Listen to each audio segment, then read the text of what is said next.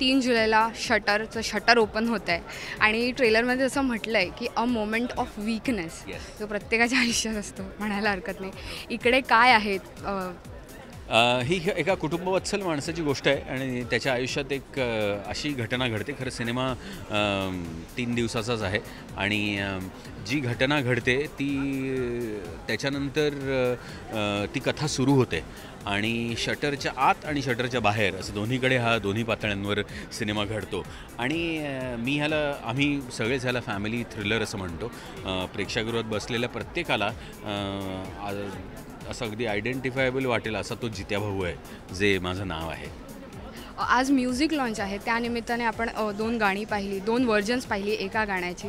तर गाणी आणि बॅकग्राऊंड स्कोर ह्याबद्दल काय सांगा? बॅकग्राऊंड स्कोर तर ह्या सिनेमाचा प्राण आहे. म्हणजे एकदा आपण थ्रिलर, गूढ, सस्पेन्स असं म्हटलं की म्युझिकचं एक मोठं कॉन्ट्रीब्युशन त्याला असतं आणि हे म्युझिक फार बॅकग्राऊंड अप्रतिम आहे.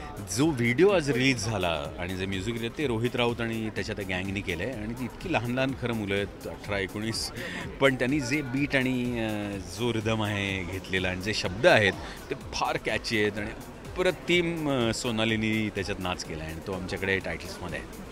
नक्कीच. नागरिकमधलं एक कॅरेक्टर होतं पत्रकाराचं, जो अंतर्मुख झालेला आहे, स्वतःचा विचार करणार आहे आणि हे एक वेगळं कॅरेक्टर आहे.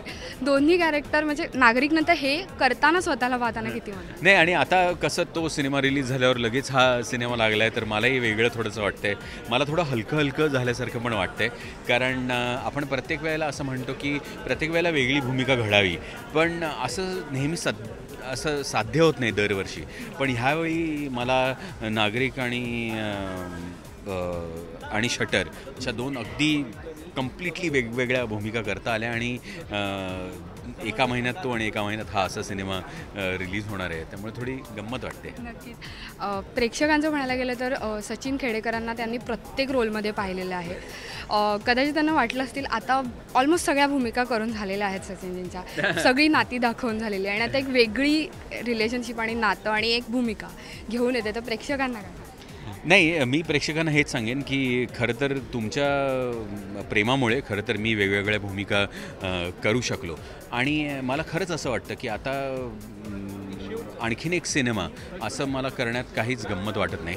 पण तुमच्या चोखंदळपणामुळे आणि तुम्ही यशस्वी केलेल्या माझ्या सिनेमांमुळे ही शक्ती मिळालेली आहे की प्रत्येक वेळेला वेगळं काम करून लोकांच्या समोर जावं आणि पुन्हा एकदा मी परीक्षेत पास होतो का नाही हे पाहावं. त्यामुळे मी अभ्यासही खूप करतो आणि मला चांगले मार्कही हवे असतात. नक्कीच. एक शेवटचा प्रश्न, 3 जुलैला फायनली शटर ओपन होते. शटरमध्ये तर थ्रिल आहे, पण 3 जुलैला शटर ओपन होणार आहे, ह्याचं किती थ्रिल आहे? ह्याचं खूप मोठं थ्रिल आहे. कारण प्रत्येक सिनेमाच्या मागे मेहनत खूप होत असते आणि खरंच मनात दडलेल्या गोष्टी काय सांगू असं होत असतं. पण आता 3 जुलैला शटर नक्की उघडणार आहे आणि त्याच्या आत काय घडलं आणि बाहेर काय घडलं आहे हे लोकांना कळणार आहे. कॅमेरामॅन परेश सोबत श्वेतांबरा सावंत, राष्ट्रीय मराठी.